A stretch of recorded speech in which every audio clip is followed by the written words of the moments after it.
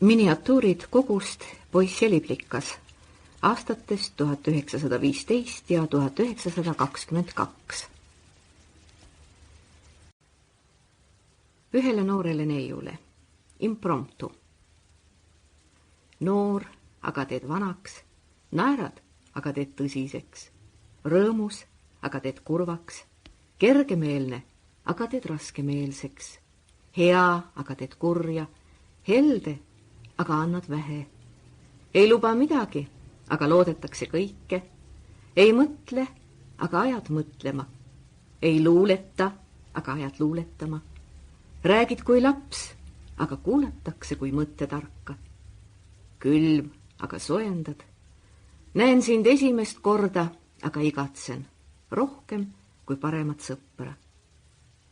Ja õnnelikud, kes kunagi sulle lähedale ei pääse, sest need ei tea, mis on pettumus.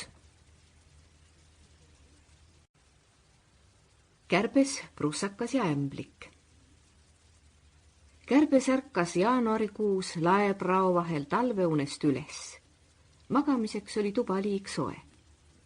Ta ronis peiduurkast välja, mõtles, hõõrus esimesi jalgu, kratsis uimast pead, tõusis siis lendu, lõi segase otsaesise paar korda vastu lage, juhtus lampi nägema, tegi mõne virru selle ümber ja kukkus palavusest rabatud lauale selili.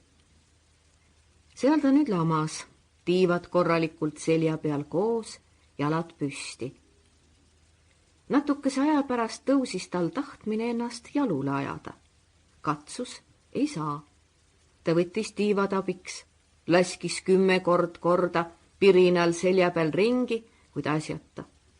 Tiivad vurisesid aga ikka alles lamasta jalgu lae poole siputades. Tiivade vorin puutus prussaka kõrvu. Uudisimutuhinas jooksis ta laual olevate paberite alt välja ning ruttas otse teed kärbse juurde. Imelik. Niisugust looma polnud ta veel kunagi näinud, aga ometi oli ta juba nii mõndagi tundma õppinud.